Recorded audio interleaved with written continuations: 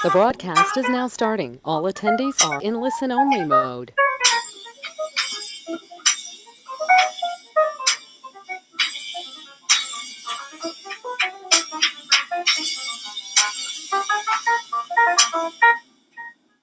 Hi, everyone. Welcome to the Sedona Seminar, FSU Mastery. We're here with Wayne O'Keefe, who is ready to kind of take you through this wonderful product that SedonaOffice has to offer. People are going to continue to trickle on in, but we're just going to go ahead and get started. Wayne, are you ready to share your screen? I indeed am. Perfect.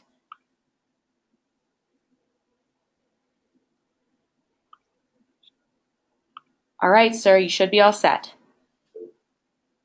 Excellent. All right. I know everyone's time is pretty valuable, so we're going to jump right in. The primary focus of this webinar is to go over some of the lesser known or maybe underused functions within the app. For those of you that aren't already familiar with the SedonaFSU, though, I will be giving a quick review of some of the functions as we go along. But if your company needs a full start to finish training, just the app that we're going to be demoing today is 2.6.7, which is iOS 11 compatible. So if you haven't already downloaded it and upgraded, it's safe to do so. Typically, when you first get into the app, you're going to set up or go to the setup table. There's really only three things we're going to kind of cover in the setup table area. The first of which is in the login information area here in the upper right. Something that's a little bit unique to us, but makes sense for security software, is that all four of these areas are case sensitive. So if you're having a user that's having trouble logging in, they know they've got the right username and password, but it's just not, connecting, have them check the case on all the different fields like the company name and the username. In the setup or startup area, we have program data downloads. This is something you normally only ever go into the first time you set up the app. You never kind of come back into it. But I wanted to kind of clarify what this actually does.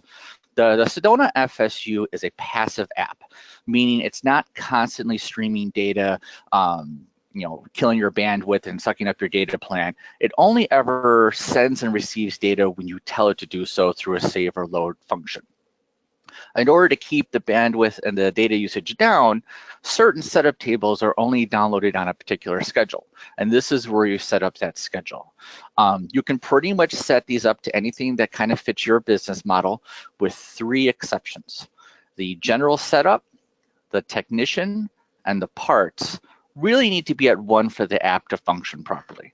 And that'll make sense later on in this presentation. If you ever have to change the iPad between technicians, what your company change as far as resolution codes or text, you'll probably need to force a refresh of the particular data. To do so, you can hit these little sliders on the right-hand side here.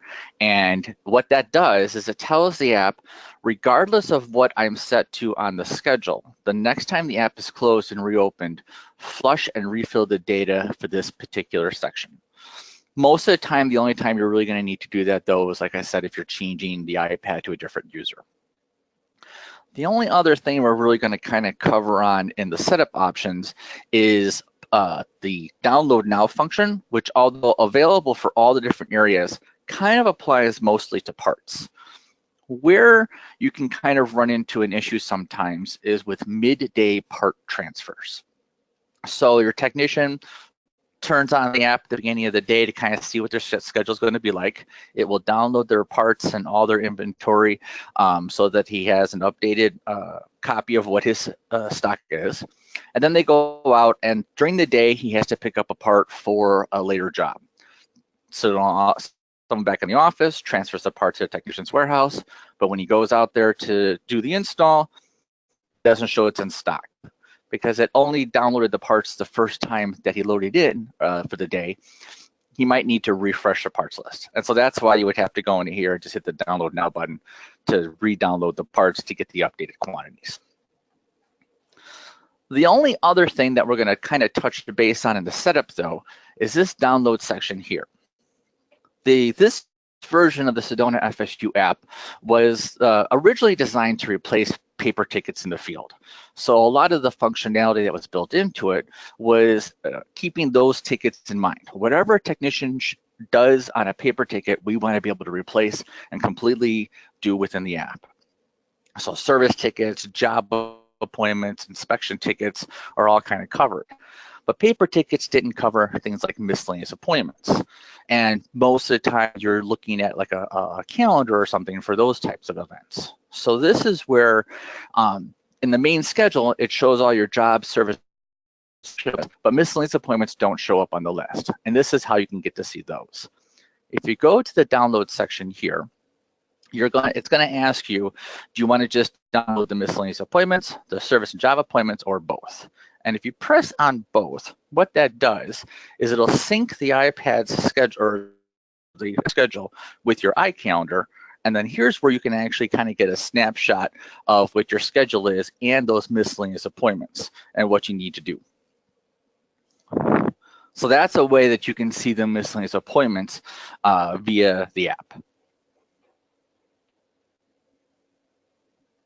That's pretty much it that we're going to cover in the setup tabs.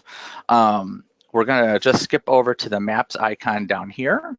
And this is one of the two mapping functions within the FSU.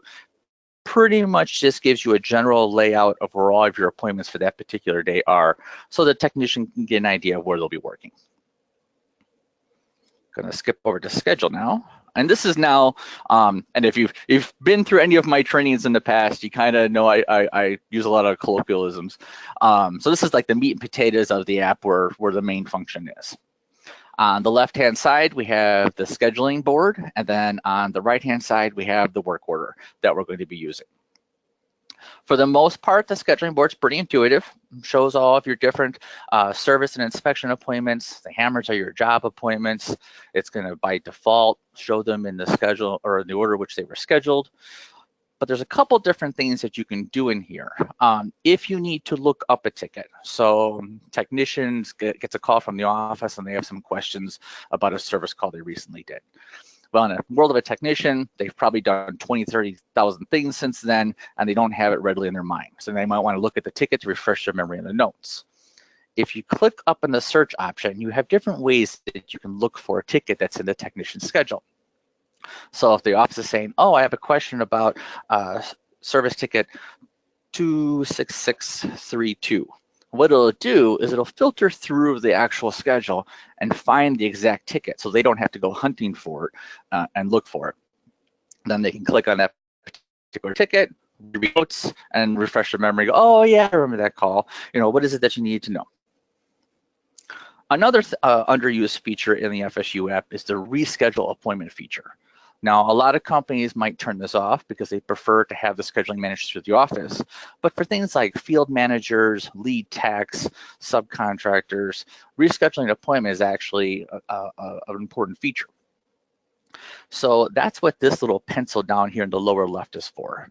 So if you click on an appointment, so we'll just click that one.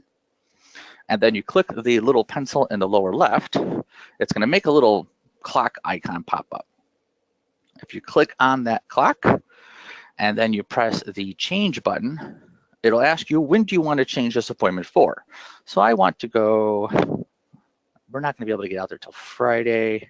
I'm going on my own time after hours, and then I'm going to save the change.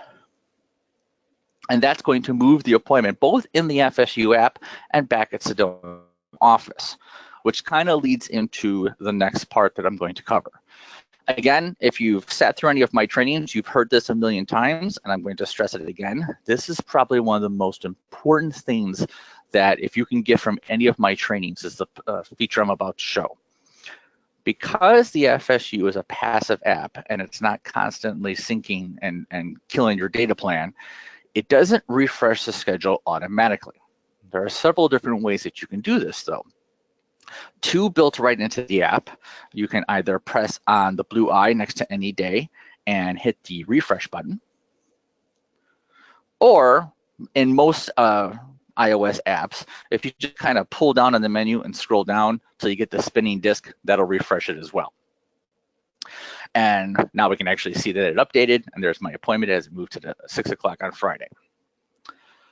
There's a third way though, and this is the way that I really recommend you train your technicians to get used to, because it actually satisfies a couple different issues at the same time.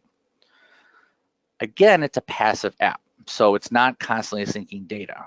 The VPN connection between the server in your office and the field device has a 30-minute inactivity timer. If it doesn't see any saving or loading of data for about 30 minutes, the app will shut the connection down so that it doesn't get hijacked or interrupted with. Apple, though, will not let us shut the app down when that happens. They don't want it to give the false impression that the app has crashed and interfere with any brand recognition, so they've asked us to keep the app open. So what you can have is a situation where the technician thinks they're connected, but they've left the app open in the truck for too long and it timed out, they enter their notes, and then they close the app and the notes never truly saved. The best practice recommendation that I can give to any SedonaOffice user or SedonaFSU user is whenever the technician's not going to be using the app for a period of time. So perfect examples would be in transit to a site or while actually working on the site, have the technicians get into the habit of unlocking their ticket, double-clicking, and physically closing the app. Then, when they're ready to work in the iPad again or iPhone, open up the app. This is going to do two things.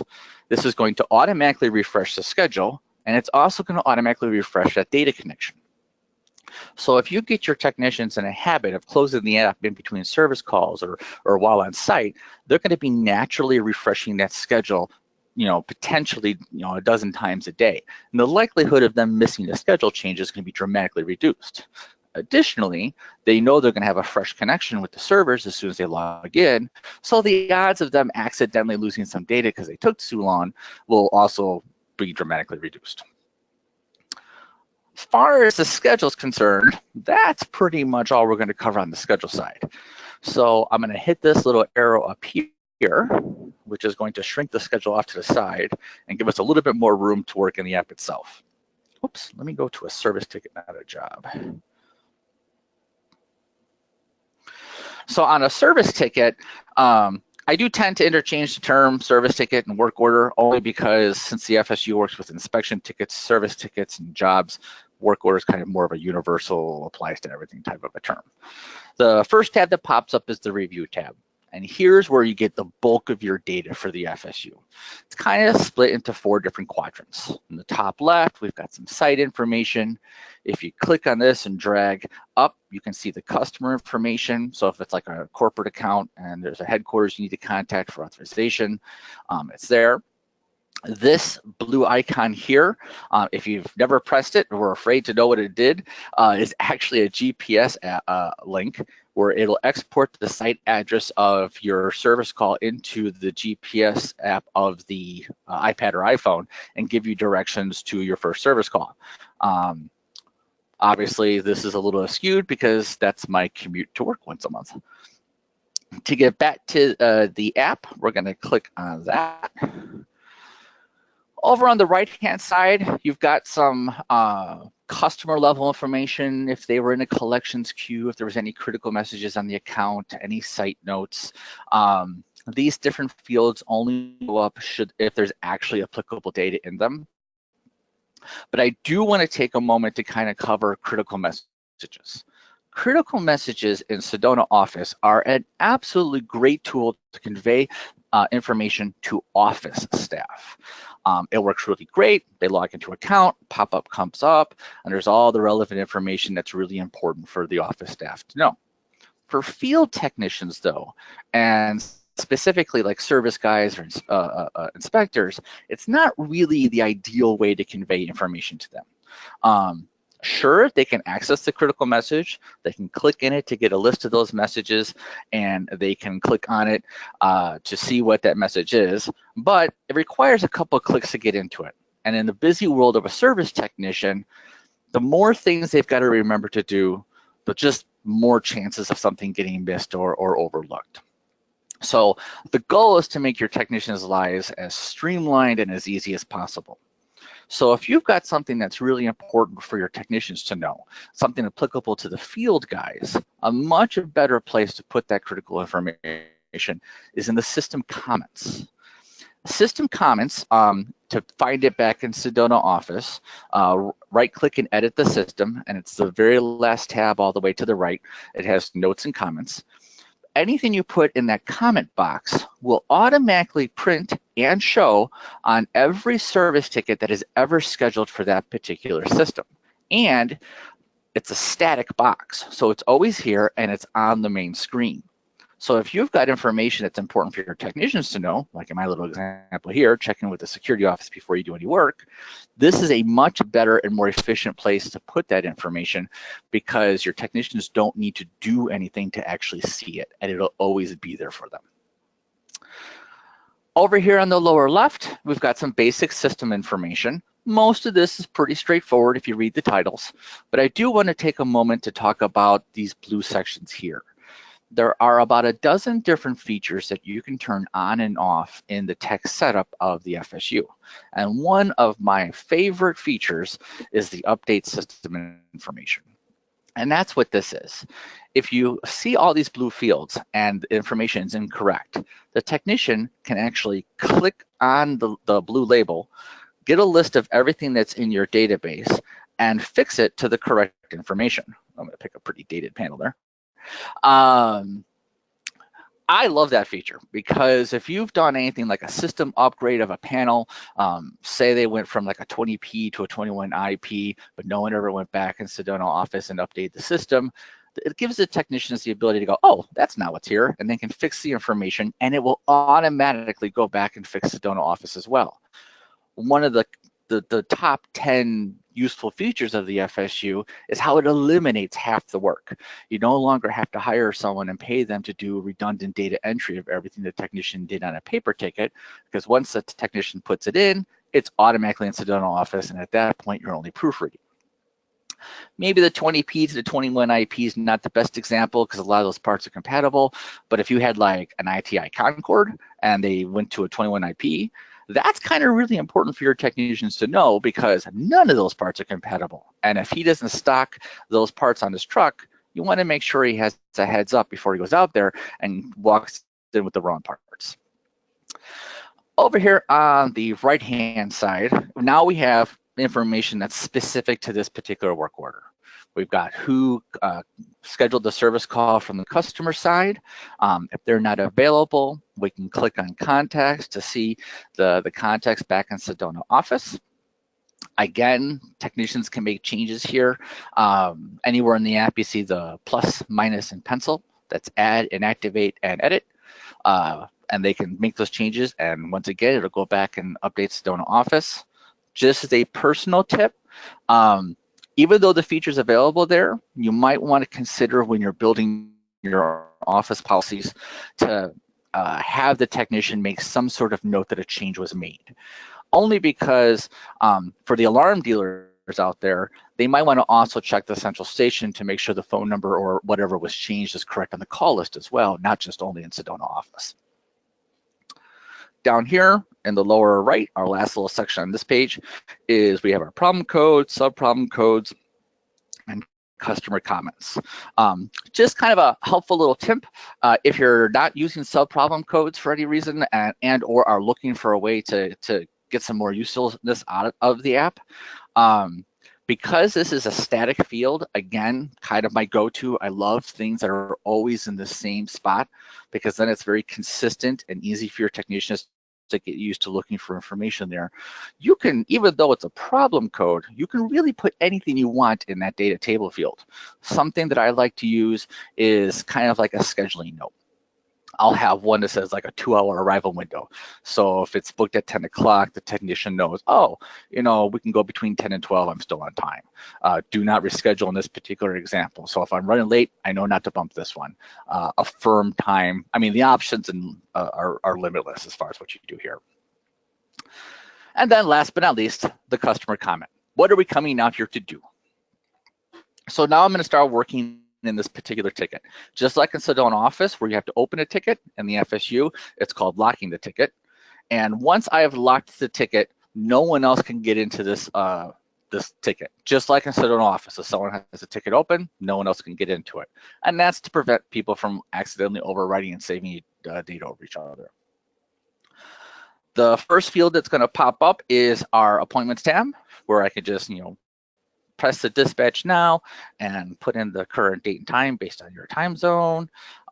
If I need to fix the time for any reason, say I was in an area that had bad cell service and I forgot to just clock in, I can click on the time again and then backdate it to wherever the correct time was and then hit the done key to save the change. So let's put some time on this one. Pretty straightforward on the appointments tab, not really anything terribly exciting on the front end, but we will come back here later in the training to kind of discuss the resolution process. We're going to skip over to the notes tab here. Notes are just that, notes. You can have as many notes on the ticket as you want. Again, I've got my plus, minus, and edit. This is where I always recommend during my full trainings where you put your detailed information. This is where if you've got a technician that has a lot of notes that they need to type into the system, this is where it goes. If you want to write messages back to the office, this is where it goes. Later on at the end of the training, we're going to cover what's called a resolution note, and that is a very special type of note. And I'll discuss that a little bit more later, but resolution notes are more for the customer. Here's where you can put everything else. Now I'm going to talk about my second favorite feature in the FSU, and that's this history tab over here. The history tab allows the technician to see the notes and comments on any service ticket or inspection ticket that's ever taken place on this particular system, which is a wealth of information. So if you've got a service guy in the field and maybe it's a go back situation and they weren't the original guy that went out there, they can see who the last technician was, what they wrote, what their particular issues were. Something I talk about also is like if a technician or if a customer goes, oh yeah, the last time someone was out here, they'd say they take care of this when you came back. They can go and see what that was, or more importantly, did someone already take care of it? They don't need to do anything. There's so much information right here at the technician's fingertips. Saves them phone calls to the office, trying to find out who was there, tying up an operator who could be handling customer calls. Something I want to touch on in here, though, is another one of those lesser known or underused features, and that's the search option right here. So if you've got an account that's been with you a while, trying to find the note you're looking for can be like looking for a needle in a haystack because there might be a lot of service calls on it. So this is another one of those really underused but cool features that are here. And I can actually click on this and I can search by different particular item types. So I'm just going to use the ticket and stick with that example. So let's say I need to see what happened on ticket, let's see, 26530. Hit the search. Oh, and it took me straight to that particular ticket so I can see those notes. Imagine that, there just happened to be a ticket on this history with that number. So the information is there. I can read the notes, look up what I need to do, and go on with what I need to work on. I will point something out, and this is true in all the different search areas within the app. There's the search under the schedule, there's the search here in notes, and in a minute you're going to see the search under parts. When you're searching, if you're going to use a different option, click that option before you type in the text. The app will, what happens is when you type in, it loads what was there at the time. So if I type in the ticket note, but then I switch to date, it's not going to work right. So what I would want to do is hit cancel, hit the search, press the date, and then type in the date information. And then that way I can actually search by the other options. So if you're ever having any difficulty, the searches are not working right for you, that's the reason why. I'm going to go over to the custom field. Now, custom, there's tons of custom fields within SedonaOffice, and they are an immensely valuable tool that Sedona has provided.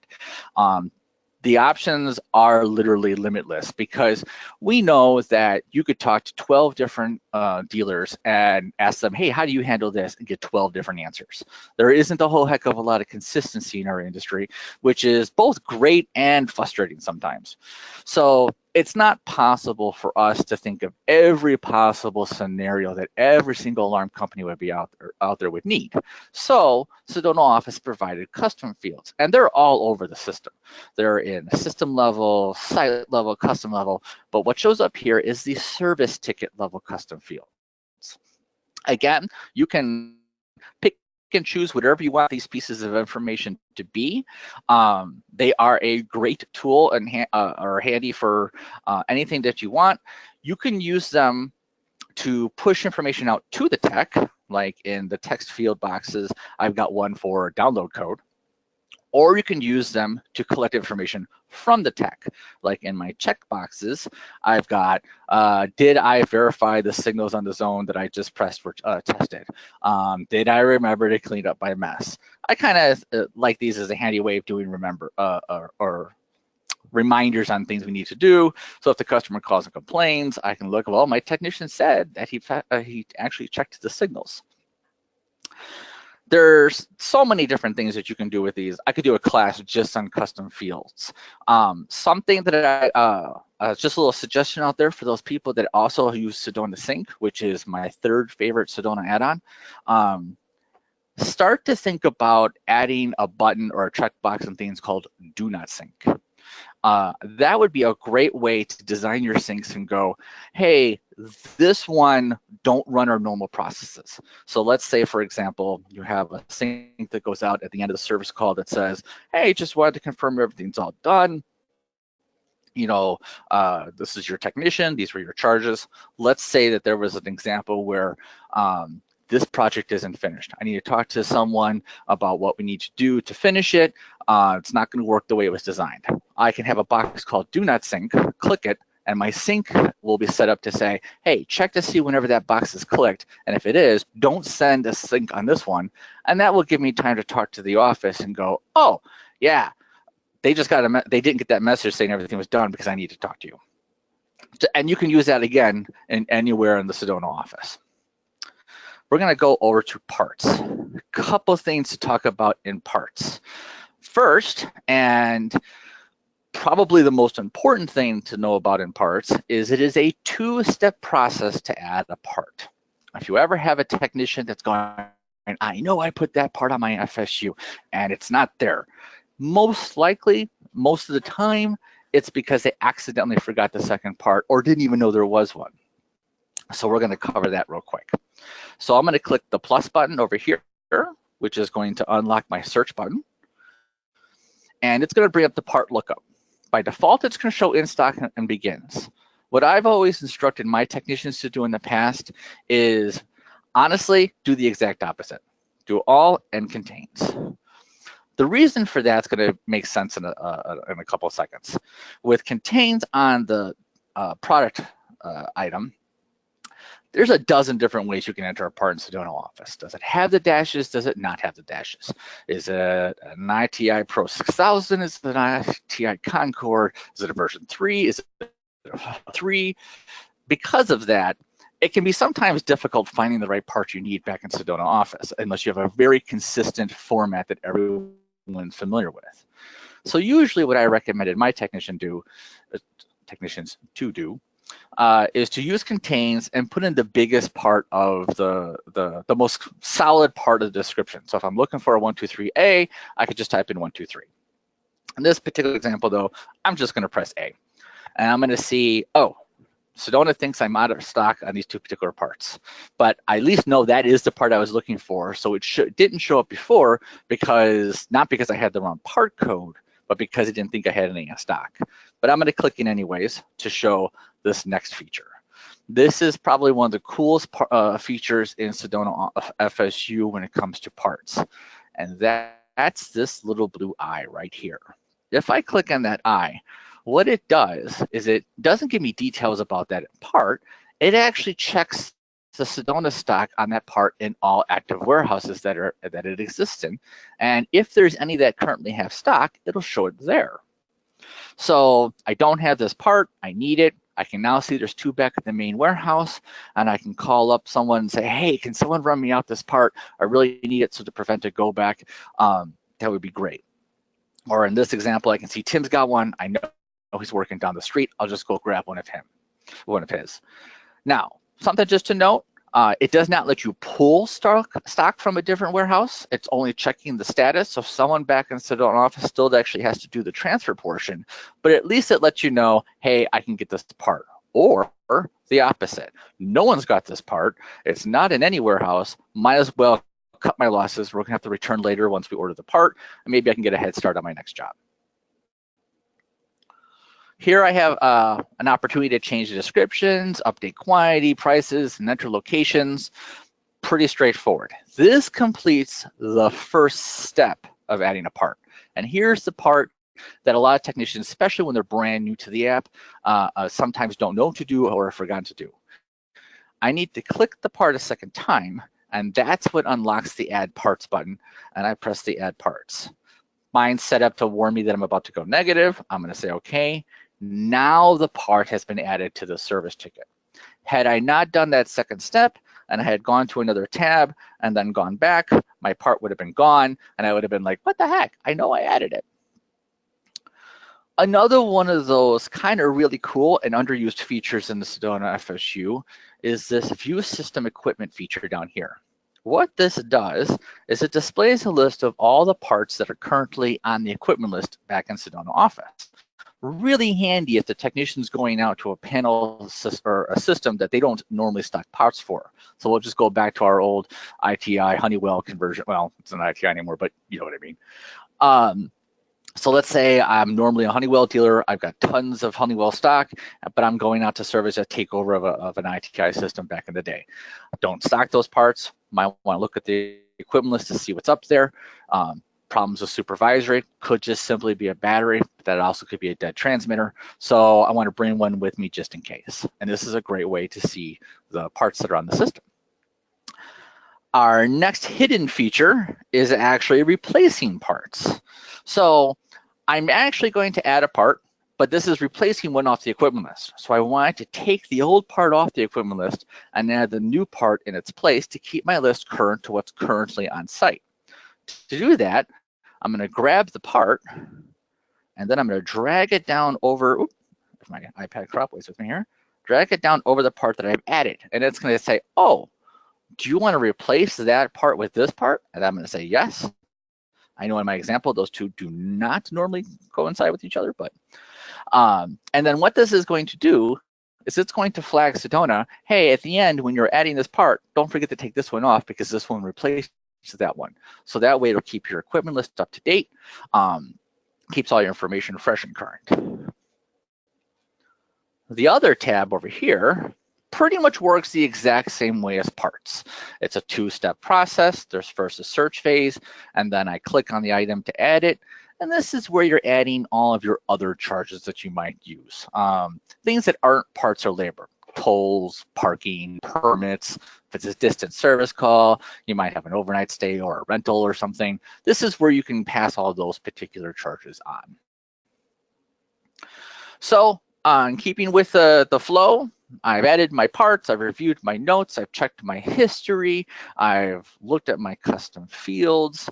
So now it's time to actually start to wrap up the service ticket. So I'm going to click back to my appointment field, and I'm going to enter my departed time. And this unlocks the resolution process. Something I want to stress here, because this kind of confuses some people, especially when they're fairly new to the FSU app.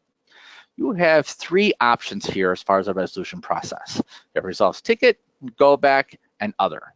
The go back one on the surface seems pretty simple. We didn't finish, we need to come back. But the intention behind this is sometimes confused. The go back queue works best when you use it for unplanned returns.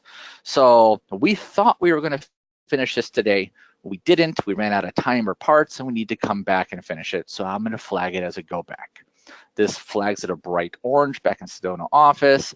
It's going to put it in a special go back queue, and based on maybe some cool syncs you've got running, it might send a go back alert to someone saying, hey, check for parts because a part needs to be ordered for this, or any kind of cool thing you might want to set up. It's not really intended, though, for multi-day projects where we are planning on being here for 3 days. This is the first day, so I need to go back and come back here tomorrow. That's not really what this feature's for. That is other. What the other feature does is it doesn't resolve the ticket, it resolves the appointment. And that kind of comes up in 2 scenarios. The first scenario is what I just talked about. I'm planning on being here Monday, Tuesday, Wednesday. This is Monday, so I'm just resolving the appointment for Monday. I'm not actually closing out the ticket as done. Or I've got 2 people coming onto site. This is a large inspection. I've got 2 guys coming out here. One, the lead tech, is going to resolve the ticket, but the secondary tech is only resolving their appointment. And in that scenario where you have multiple technicians out on the same call as a team, you always want your secondary guys to go first. So lead tech says, okay, we're wrapping up. Helper guy, log in, put your notes, times, and any parts that came off of your truck in, and you resolve your with other. That's going to close out their appointment. Then after all of your secondary techs have done all of their information, then your lead tech would then come in, put their times, notes, and parts that came off their vehicle, and they're going to resolve the ticket because now the project is complete. All information has been entered from all technicians and all appointments, and it's time to close up this project. You always want your secondary techs to go first because when they're looking at the charges, you want that to be included on the final and not added later. In my little example, though, I'm going to hit resolves ticket because I've only got 1 appointment. This is going to unlock the resolution process. There's a couple different schools of thought on this. Your list is obviously going to look different than my test list. Depending on how detailed you want to get in your reporting, you can be as creative as you want in resolutions. Something that I'm going to throw out there, though, is to always, to quote Jurassic Park, just because you could doesn't mean you should. I know it's an adaptation of the quote, but the story's the same. Be careful with putting too many options, because what can happen with technicians is if there's too many things to choose from, they'll either get lost in the shuffle, or if you have a dangerous generic one, they'll just get used to throwing that one on there because they just don't want to shift through all the information. So you want to make it functional enough that you can do any kind of reporting that you want, but user-friendly enough. Another thing that I want to point out on resolutions is in the technician management tool, where you set up your different users, you can actually filter which resolution codes pass on to the techs in the field. So for an example, let's say you have 30, 40 resolution codes, a fair amount, not too much, but it's pretty detailed. But let's say a lot of those have to do with office audit processes or kind of final reporting. Your technicians, though, really are kind of focusing on 3 or 4 or maybe a dozen. You can actually unclick the resolution codes that you don't want or your technicians would never use and only send the ones that they would actually be using. That way, it makes their lives a little bit easier. They're a little bit more focused, but you can still add other resolution codes after the fact during your audits and final processing. We're going to build this one, though. That's going to unlock this little notepad. And now we're talking about that resolution note that we were mentioning before. Resolution note's a very special note. There can only ever be one resolution note on a service ticket. And SedonaOffice has an option where you can take that resolution note and print it on an invoice that goes out to a customer. Although the service ticket and the FSU don't really restrict, well, they do, but the restriction is so obscene that you would never really meet it. On the size of the resolution note, the invoice does, only because there's a limited amount of real estate on that invoice that it can print the note. And if your resolution note is too long, it can cut off the message and only get partial printing partially on the invoice, which can confuse your customers. So you kind of want your resolution notes to be informative enough that the customer knows what was for. So they're not calling your accounting department saying, hey, I got this invoice, what was this for? And your accounting department's going, you've only had one service call this year, how do you not know what it's for? But short enough that it's not going to be cut off and only a part of it be going on there. So I'm, for demo purposes, going to write the worst resolution note ever.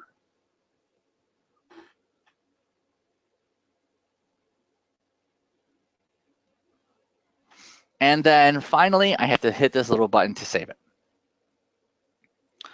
Before I go to the Accept tab, I'm going to cover over here on this Labor tab. This tab only shows up after you've put the departed time in because it needs to know, okay, how much labor was on there to calculate.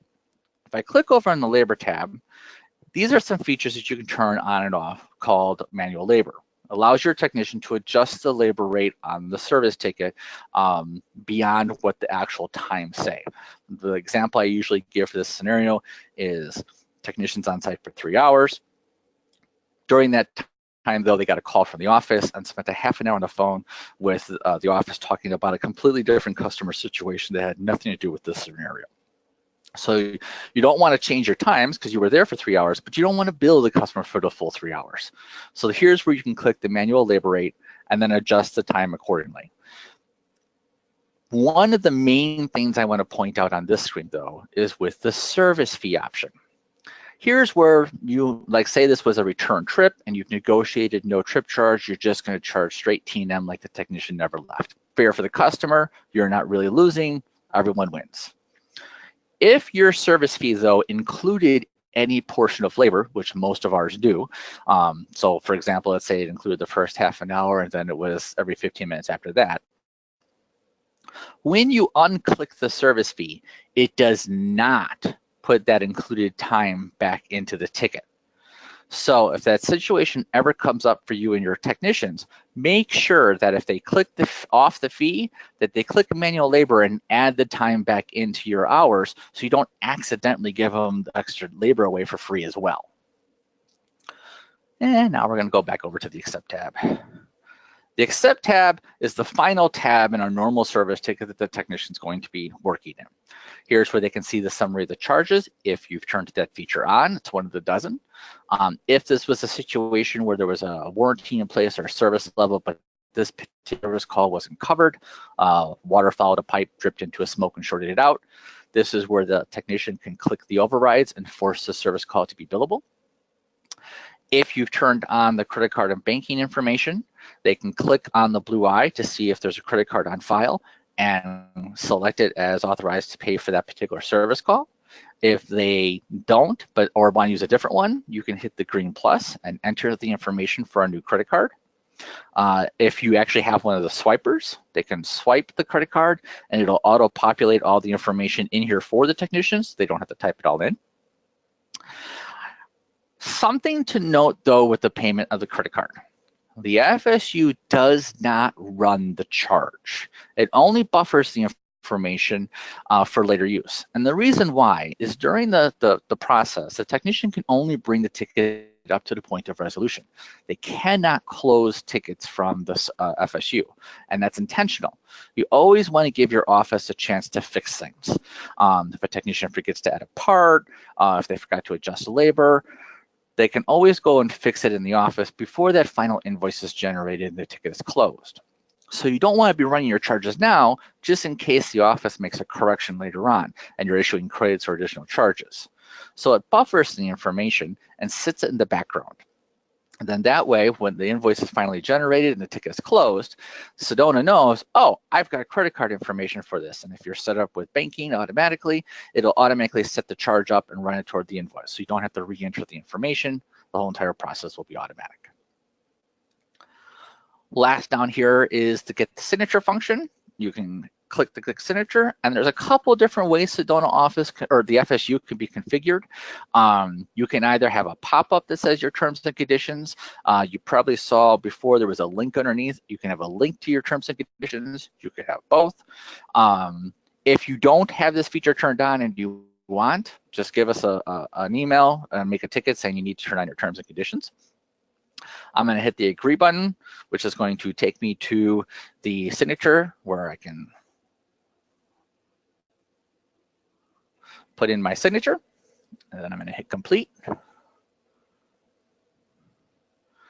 And because no one can ever read anyone's handwriting, you still need to put in who actually signed for the ticket.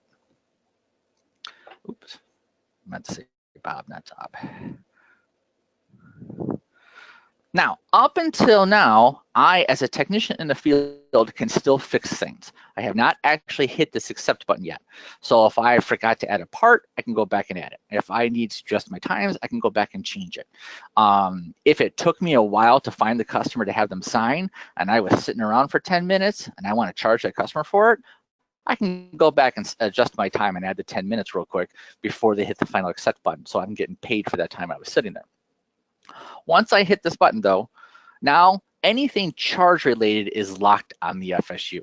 I can still add notes, I can still add documents, but if I forgot to add a part, now it's a note to the office saying, oh, sorry, I forgot to add this widget to ticket 26632. Can you please add it for me? And that's why you have got that buffer. Another really cool feature that a lot of people realize is here is this service report button right here.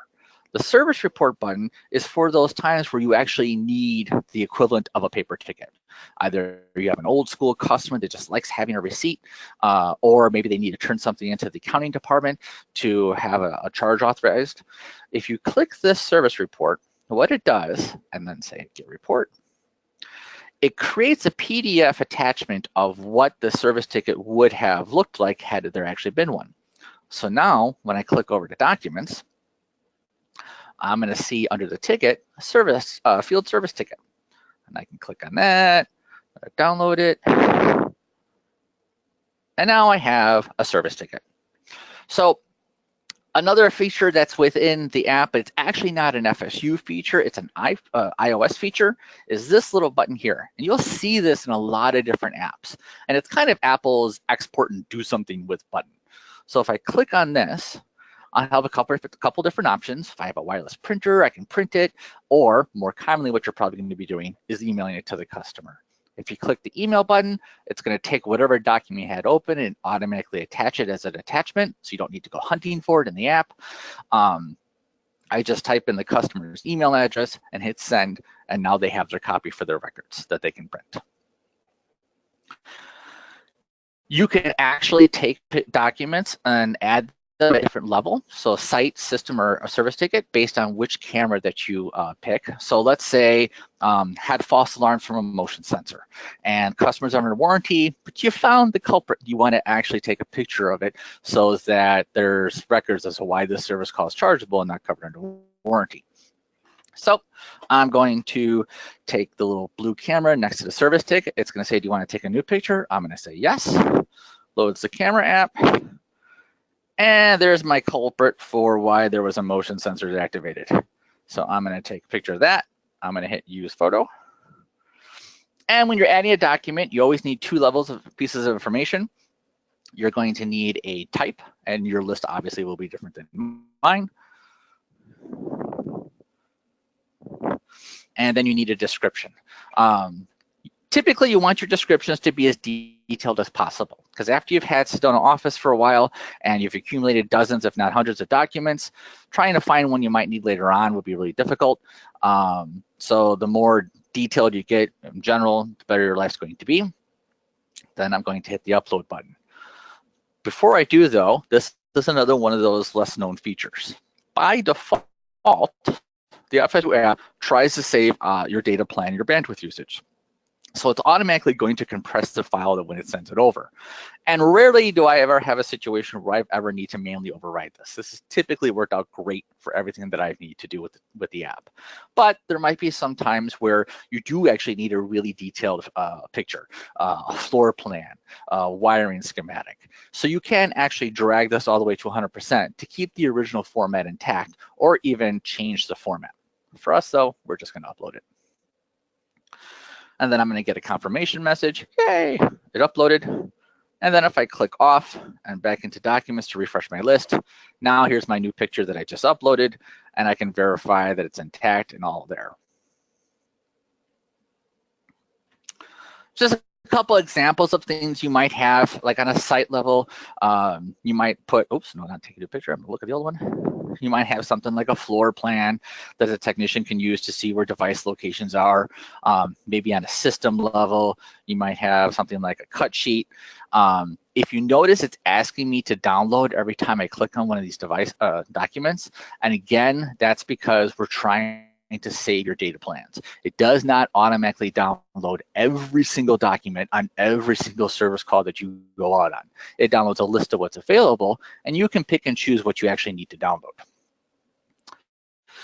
Last part of this presentation, and it looks like we're right on schedule, is editing a document. So a lot of people don't realize that you could actually edit a document and bring it back into the FSU. A perfect example of something like that would be an inspection form. So if this was an inspection ticket and I had a PDF inspection form, or maybe a job cut sheet or a survey, I mean, literally there is no limit to this. I can click on my particular form, and then I can download it. And now I've got my little PDF for my inspection form. This time though, I'm gonna go over to my little export button. And instead of emailing it, other options that are going to be on this list is I can open up this document in another app. So since this particular example happens to be a PDF, I'm going to open this up in a PDF editor. If you're looking for a good one, this is one that I particularly like. It's Adobe Fill and Sign. It's a free app, and it's just a easy tool to fill in forms. But one of the reasons why I like this little app, and it complements the SedonaFSU really well, is because it's kind of a smart app.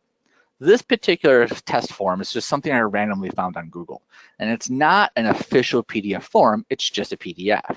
This app, though, is smart enough, though, that if it sees that there's a box on your PDF, it assumes that's probably a checkbox. So if you click on it, it's going to put an X in it. If I have a line and I click a little bit off, it's going to line it up with the text. It also has some cool features where you can save reusable information.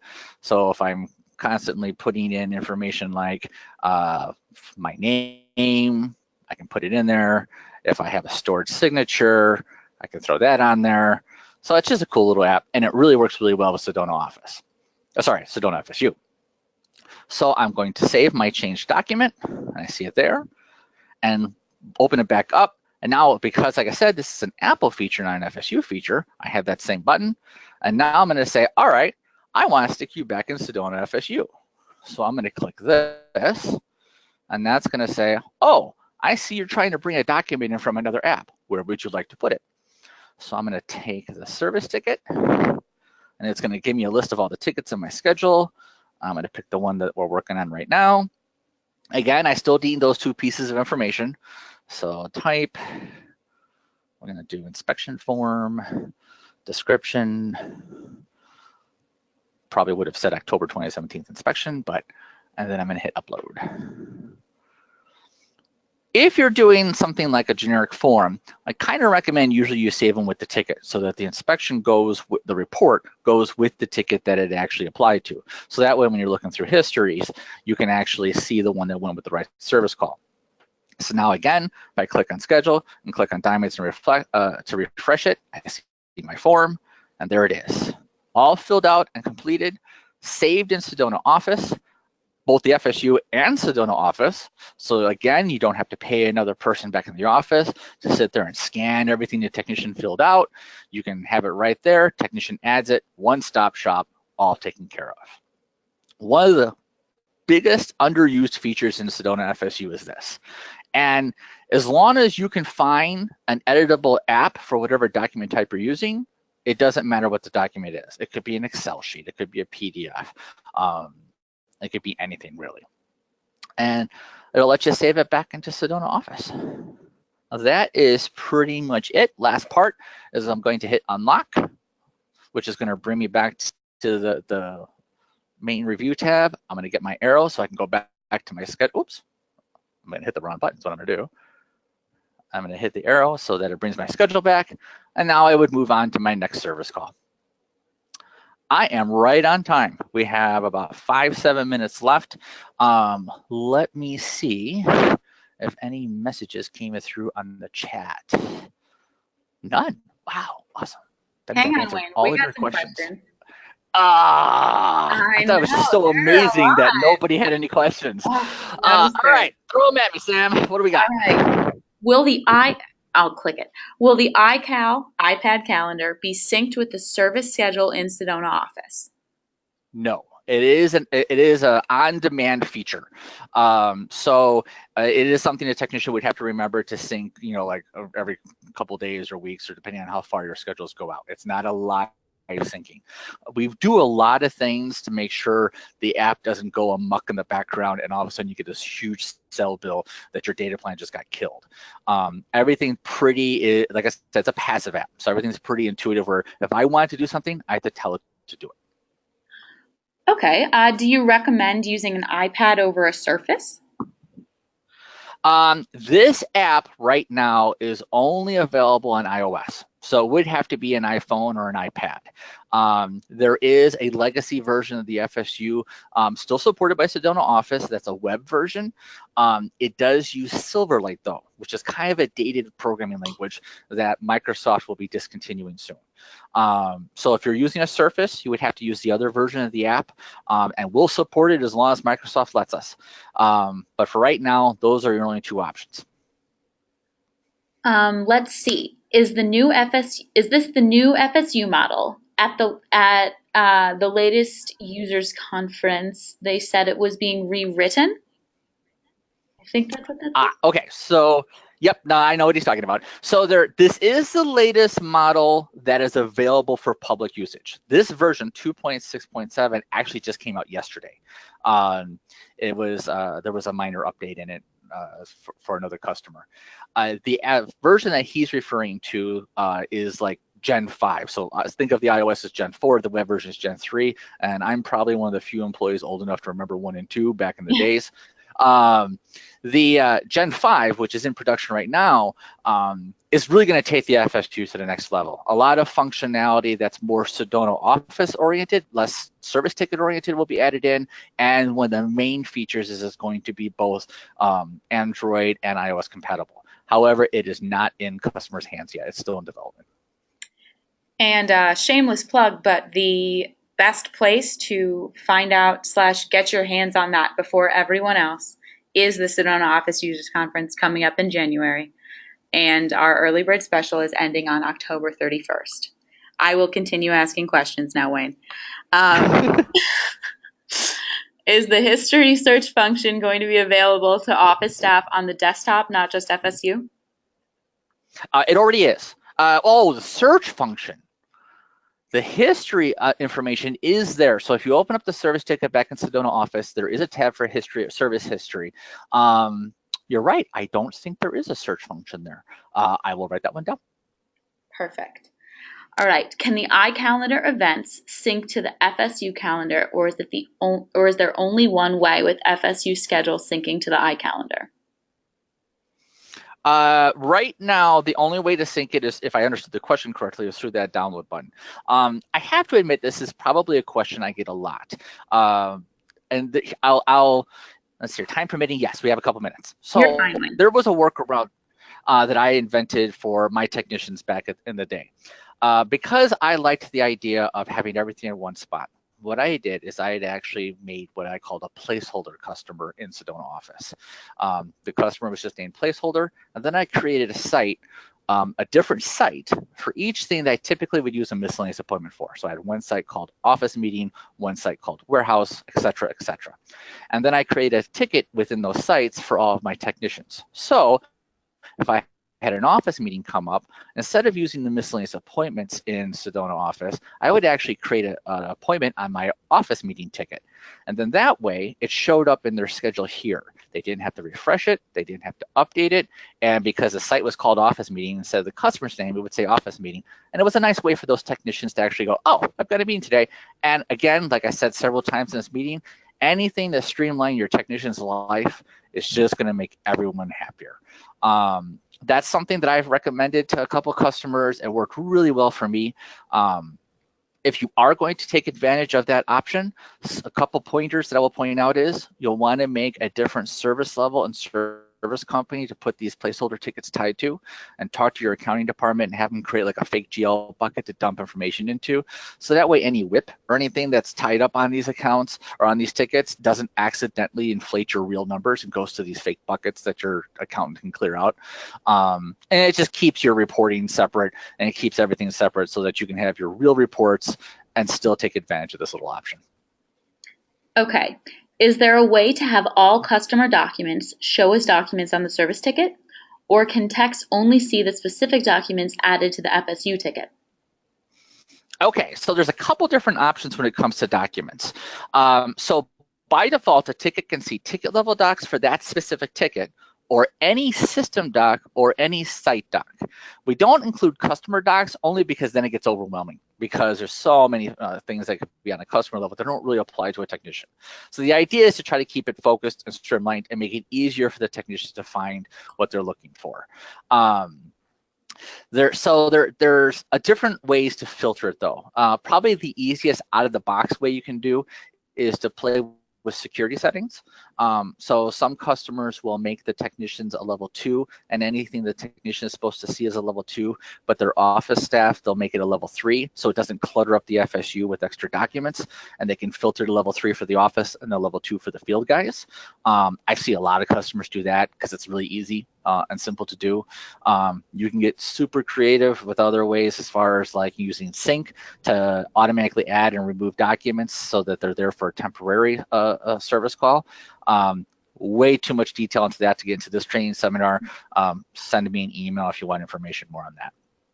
Okay, next question, and we are at time, but we can continue to go for whoever wants to stay. We have plenty of time to continue to answer the rest of these questions that are coming in. Our next is a question, just to clarify, Wayne, does the tablet have to be sideways to see the documents? So you've probably run into this if you're an existing SedonaFSU user. So to view the document itself, no. But what happens is when you're in the documents, and if you're holding it vertical, what happens is that little menu that you just saw pops off the side of the screen to give more space to the document. So I can view the document this way, but to actually see the list of documents or to get that option in order to add it, I do have to turn it vertical again to have that menu pop in. If you've used the FSU app on an iPhone, you're probably really used to that because the iPhone's almost always like this. You're constantly switching it over to get the extra menu. But that you can view them that way, but you need to be horizontal to get the list to select new ones. Perfect. Are jobs functionality the same as service in FSU? Kinda. So jobs are a highly complex feature back in SedonaOffice. You have issues, you have returns, you have phases, and it's a lot of that doesn't really apply to a technician. So like I had said at the beginning of the training, this version of the FSU app, Gen 4, really was focused on doing whatever a paper ticket would have been able to do. So the idea behind that is on a job appointment, if I can click back to my schedule here, I could enter times that I was out there for costing, and an appointment will automatically build a timesheet, and a timesheet will not automatically build an appointment. So if the technician enters the times here, you do not have to go through the manual process of building a timesheet to go to costing. It'll do it for you. I can enter in my notes and see all the notes of everyone else that's done work on this particular job. I can see the material list of the job, but I can't change it, because changing the material list requires a change order, and this version of the FSU does not do change orders. So if there's a situation where the job called for 10 windows and the customer goes, you know what, I changed my mind, I really do want to add those 2 on the second floor. Text got him in his truck, says no problem, add them on for you, puts the 2 windows on there. At this point in time, it is a note back to the office saying, hey, I added 2 widgets to this job. Please issue them, create the change order, and transfer them from my truck. You can't do the change orders on this version.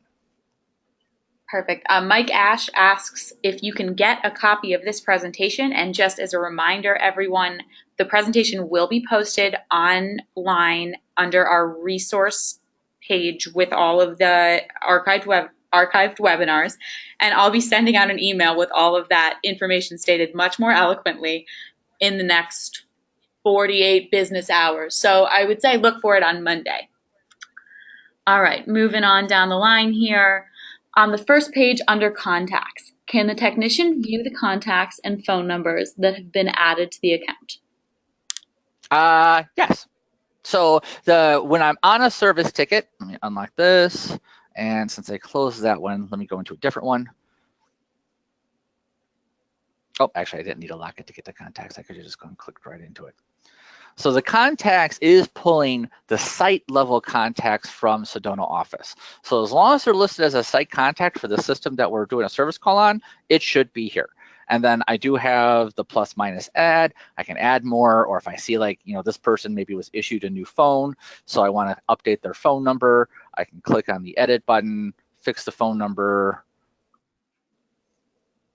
and then hit this complete to save, and it'll again update SedonaOffice so no one has to repeat it. It is a handy feature. I personally, as a former user of, I was using SedonaOffice for 18 years before I got hired on. I would recommend, though, that you be careful letting your technicians make changes because of what I mentioned earlier for your central station call list. It updates it here, it updates it in SedonaOffice, but that doesn't mean whatever central station of choice you're dealing with gets the change. Okay, are there any plans to roll out for iPhone? It does currently work for iPhone. So the main restrictions with an iPhone is not necessarily the app. It's the user being able to function on such a small screen. Because as you can tell, there's a lot of data on here. And if you're on a regular small iPhone, it can be kind of difficult. If you're using one of the Plus models, a little bit easier. There are some minor cosmetic differences between the two apps. The functionality is the exact same. So everything that I've shown you today, you can do on the iPhone. But just keep in mind that the iPhone is typically a vertical thing. So you're going to be more used to this view. And because the iPhone screen is smaller, some of these tabs just don't fit. So there's a little button that pops up here to get the extra tabs. But otherwise, it is available for the iPhone. I run it on my iPhone when I'm doing testing and demos. And Wayne has given the kind of current status of this, but without giving too much away, it's going to become a lot easier very soon to use it with all smartphones and smart devices. All right, under the documents section, why does it initially show the last document you opened, even from the last job or ticket you viewed? Okay. So these are actually, even though it's up on the screen and it shows it as like a complete picture, these are actually two different screens combined. This is the view screen and this is the customer screen. So this is always going to be current as of the last ticket or job, or as of whatever the current ticket or job that you have selected. But this screen over here is actually independent. It's not really the same tab. This is a view screen, so this is always going to show the last one I had open. So that's why I still have the inspection ticket here, even though now I'm in a completely different ticket that doesn't have it there, because the preview screen is actually a separate function than the list. Okay, can the tech pull from a list of forms in general, or does this have to be applied to each system, site, or ticket? There are several different solutions to that option. So I've just been showing the basic document forms. And even though I had an inspection form, I actually had it on a system level. If you are setting up an inspection, a true inspection ticket, you'll have another box down here that's called inspection documents. And one of the cool features back in SedonaOffice is when you're setting up the inspection, you can set up a template that goes along with that inspection. And if this had been a real inspection ticket, it would have automatically shown a template there so the technician can download it, edit it, and then save the completed one back to the ticket. That's one option. Obviously, everything I've shown you here is another option, but another cool thing is that the FSU doesn't restrict you from only using documents that originated from the FSU. That import-export functionality into SedonaOffice can pull from anything. I could actually just take a picture or take a screenshot and pull it into the FSU using that same little export button. Why I bring that up is if you have a document that applies to 1,000 customers, but you like say it's like a village permit type thing. Whenever you do service in a particular, or an inspection in a particular village, you have to fill out this extra form for the fire department. You could have like a Dropbox, Google Drive, any one of those shared hosting services, throw the one document in there so that you only have to put it in one place. And then when the technician goes through the service call, they go, oh, I'm in Lake Forest. And so I remember the Lake Forest needs that extra form. I go to Google Drive or Dropbox. I pull the Lake Forest form down. I fill it out, but I save it in the SedonaFSU so that the completed form is there on record that it was filled out and sent over to the village or customer or whatever the case may be. Okay, and and you answered this, I do believe, but there was a clarification on that question, inspection versus new install form versus routine. You got all that, right, Wayne? Yep. I mean, there is no limit. I just bring up the inspection form because it's most familiar with most customers, but it could be any kind of a form for any kind of a reason in almost any format. The format restriction really isn't an FSU restriction as much as it has to be something that you have something that can be loaded on. Like trying to load an Excel document on a computer that doesn't have Excel, it's going to go, well, what do I open this with? The same theory applies to everything else. As long as I've got an app on here that can edit it, the FSU will hold it. Okay. Is the document editing process available for distribution to text, i.e. email, video, link, etc.? I need clarification on that question. So not knowing the specifics, I'm going to just going to make a generic answer, which may not be the right one. This editing feature is kind of like a portal. So the FSU is just housing the document for you, and it will export it into whatever app you want to use. So as long as you have an app that can edit it, the feature is available right now. This is available today in your hands. Probably already have it, don't even know about it, which was the whole point of this webinar. It sounds like they might want to be using some sort of deployment system, and I would need more details to answer that one more adequately. Wayne, I'll shoot you over that person's name and email address with the question, and we can have you answer that individually. Does that Awesome. sound okay? Perfect. Yep. All right, next question. Where is the Sedona Users Conference? It's in San Francisco, and on January 21st through 23rd, and you can come visit Wayne and all of his enthusiasm and hang out with us. Will you make this recording available? Yes, sir. Look at it on Monday. Are custom fields available in a job ticket on the FS? Okay. That is a good question, and I have a both good and bad answer. So the bad answer first, no. The FSU handles laser-focused information on jobs, and it's pretty straightforward out of the box. And custom fields is one of those things that was added after the FSU was created, so it doesn't import those like it does on a service ticket.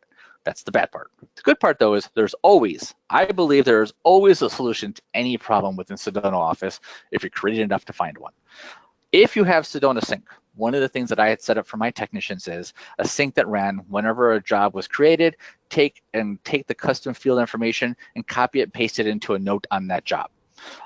So that all the information that didn't show up in the FSU that I wanted my technicians to see would then be in notes, which they can see.